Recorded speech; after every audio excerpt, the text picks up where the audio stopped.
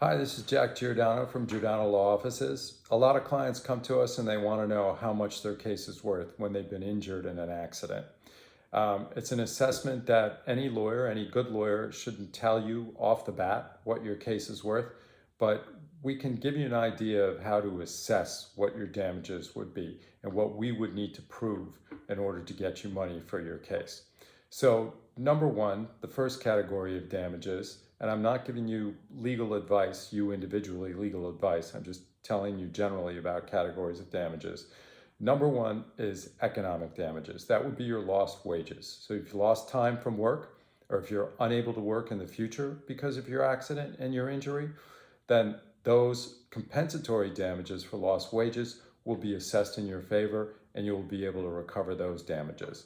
There's also non-economic damages, what we call pain and suffering. So those, to a large extent, the extent of those damages are going to be based on the medical records. It's very important you see doctors, it's very important you see good doctors, and it's very important that the injury is documented in the medical records and the treatment is documented in the medical records, whether it be physical therapy, whether it be some type of medication, or whether it be surgical procedures. When that's documented in the medical records, those medical records become evidence which will help us assess what your pain and suffering damages are. And obviously the extent of your injury, how serious your injury, that will dictate the extent of pain and suffering. Related to pain and suffering are emotional distress damages. So whenever you're hurt, it's obviously an emotional situation.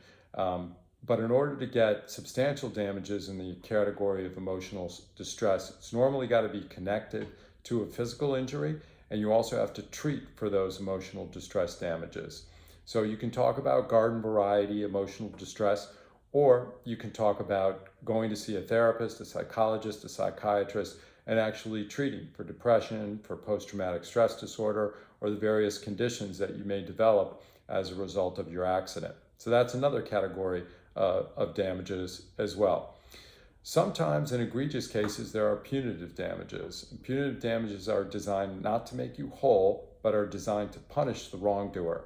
So in intentional tort situations, for instance, batteries, or what you might think of as an assault, in those type of situations, there could be punitive damages assessed against an individual. So those are the basic categories of damages in personal injury cases. I could talk about both these categories extensively. And obviously for your particular case, there's a lot of variables that you need to speak to a lawyer. This is Jack Giordano from Giordano Law Offices, and I hope that was helpful.